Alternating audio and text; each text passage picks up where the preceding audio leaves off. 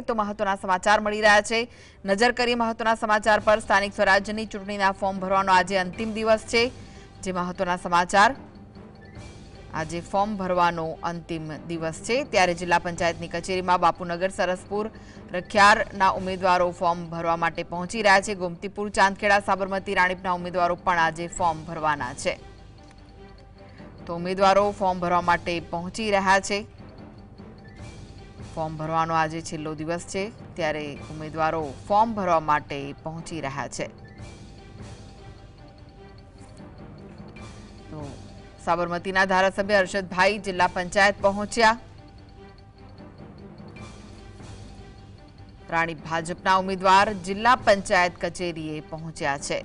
ઉમેદવારો આજે ફોર્મ ભરી રહ્યા છે, કારણ કે ઉમેદવારી ફોર્મ ભરવાનો આજે છેલ્લો દિવસ છે।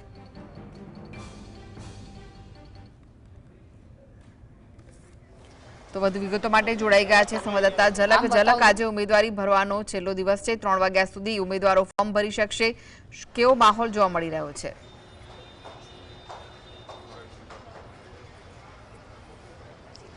જી કૃષ્ણા, જે અમદાવાદ મહાનગરપાલિકાની જે ચૂંટણી યોજાવાની છે, ત્યારે જે આજે ઉમેદવારી પત્રો ભરવાનો આજે અંતિમ દિવસ છે, ત્યારે જે વિવિધ જે સ્થળો નક્કી કરવામાં આવે છે, જે કચેરી નક્કી કરવામાં આવી છે, વાડજ મોજડી ભવન હોય, ઔડાની કચેરી હોય, જિલ્લા પંચાયતની કચેરી હોય, બહુમાળી ભવન લાલ દરવાજા હોય કે પછી કલેક્ટર કચેરી હોય, દરેક જગ્યાએ જે વોર્ડ નક્કી કરવામાં આવે છે, ત્યાં જે ઉમેદવારો છે તે ભાજપ, કોંગ્રેસ, આપ વિવિધ પાર્ટીના જે ઉમેદવારો છે તે આજે ફોર્મ ભરવા માટે આવી રહ્યા છે।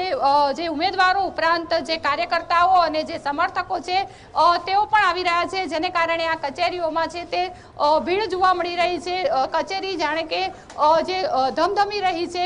તમે જોઈ શકો છો કે જે આ જિલ્લા પંચાયત, જે લાલ દરવાજા ખાતે આવેલ જિલ્લા પંચાયતની કચેરી છે, ત્યાં પણ જે લોકો છે તે ઉમેદવારો છે તે ફોર્મ ભરવા માટે આવી રહ્યા છે। અહીંયા ચાંદખેડા, રાણીપ, ગોમતીપુર, રખિયાલ, બાપુનગર વગેરે જે વોર્ડ છે તે વોર્ડના જે ઉમેદવારો છે તે પોતાનું ઉમેદવારી પત્ર ભરી રહ્યા છે અને જે જીતની છે તે આશા વ્યક્ત કરી રહ્યા છે। ચાંદખેડાના જે ઉમેદવાર છે કોંગ્રેસના, તેઓ આપણી સાથે છે। સર, તમે ઉમેદવારી પત્ર ભરવા આવ્યા છો, ચાંદખેડાથી કોંગ્રેસ તરફથી ટિકિટ આપવામાં આવી છે, શું કહેશો? ચાંદખેડા વોર્ડમાં જ્યારે ઉમેદવારી પત્ર ભરવા માટે હું આવ્યો છું, કોંગ્રેસ પક્ષે મારી કદર કરીને આજે ઘણા વર્ષો બાદ મારી જે કદર કરીને ટિકિટ આપી છે, અને આજે હું ફોર્મ ભરીશ અને વિજયના વિશ્વાસ સાથે ફોર્મ ભરીશ। ચાંદખેડામાં હું સુધીરભાઈ છોટાભાઈ પટેલ કેટલાય વખતથી જોઈ રહ્યો છું કે ચાંદખેડા વોર્ડમાં ઘણી બધી મુશ્કેલીઓ છે અને ભાજપ તરફથી ભરપૂર ભ્રષ્ટાચાર જે થઈ રહ્યો છે, એના માટે થઈને પાર્ટીએ મને ઉમેદવાર બનાવ્યો છે। હું પાર્ટીનો ખૂબ આભાર માનું છું। સર, વાત કરવામાં આવે જે પશ્ચિમ વિસ્તારો છે અમદાવાદના, તો તેમાં માત્ર જે ચાંદખેડા વોર્ડ છે, જે તમે અત્યારે ઉમેદવારી કરવા આવ્યા છો, તેમાં માત્ર એક રાજશ્રીબેન જ જીતતા આવ્યા છે, બાકી તો ભાજપ જ જીતતું આવે છે। તો તમે લાગે છે કે આ વખતે કંઈ પરિવર્તન આવશે? ચોક્કસપણે પરિવર્તન આવશે। આ વખતે ત્યાંની પ્રજા ત્રસ્ત છે અને રાજશ્રીબેન અમારા જે ઉમેદવાર છે, રાજશ્રીબેન છેલ્લી 2 વખતથી 2 ટર્મથી ખૂબ સારું કામ કરી રહ્યા છે, અને એ જોતા અત્યારે અમે પણ પોતે એવો આત્મવિશ્વાસ સાથે આવ્યા છીએ કે રાજશ્રીબેનની સાથે અમે 4 સીટ આ વખતે વિજય થઈશું। મારી સાથે સુબોધભાઈ છે અને રાજશ્રીબેન છે, અને ત્રીજા એક બેન છે। 4 ઉમેદવારો એકદમ સારી રીતે સંપીને અમે સાથે પ્રયાસ કરીને વિજય થઈશું।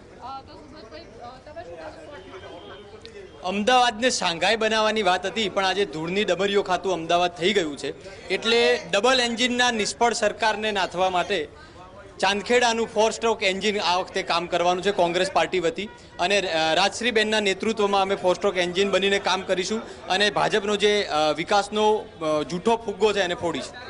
તો જે ચાંદખેડાના જે કોંગ્રેસના ઉમેદવારો છે તે જીતનો આશાવાદ વ્યક્ત કરી રહ્યા છે। આ વખતે એ બાબત મહત્વની રહી કે જે ઉમેદવારો જે જાહેર કરવાના હતા તે તમામ, જે કોંગ્રેસ પાર્ટી હોય કે ભાજપ પાર્ટી હોય, તમામમાં જે છે વિવાદ જોવા મળ્યો। ક્યાંક ને ક્યાંક જે યાદી જાહેર કરવામાં આવી છે તેમાં જે લોકોને, જે ઉમેદવારો જાહેર કરવામાં આવ્યા છે તેમાં જે લોકો, જે આશા હતી, જે કાર્યકર્તાઓએ ફોર્મ ભર્યા હતા, મોટી સંખ્યામાં જે ફોર્મ ભરાયા હતા, તેઓમાં નારાજગી પણ જોવા મળી રહી છે. બંને પાર્ટીઓમાં આ પ્રકારની સ્થિતિ જોવા મળી રહી છે. ત્યારે ગત મોડી રાતે ભાજપ દ્વારા યાદી જાહેર કરવામાં આવી, કોંગ્રેસ દ્વારા જે યાદી છે તે જાહેર કરવામાં આવી છે અને આજે જે અંતિમ દિવસ છે ત્યારે જે ફોર્મ ભરવા માટે જે ઉમેદવારો છે તે આવી રહ્યા છે. 15 તારીખે છે તે ફોર્મ પરત ખેંચવામાં આવશે, એટલે કે જે લોકો ફોર્મ પરત ખેંચવા માંગતા હશે તેઓ 15 તારીખે સુધીમાં જે આ ફોર્મ છે તે પરત ખેંચી શકશે અને ત્યારબાદ જે ચૂંટણી યોજાશે અને પરિણામ આવશે. હાલ તો જે ઉમેદવારો છે તે પોતાની ફોર્મ ભરવાની જે પ્રક્રિયા છે તે પૂર્ણ કરી રહ્યા છે. જી આભાર ઝલક સમગ્ર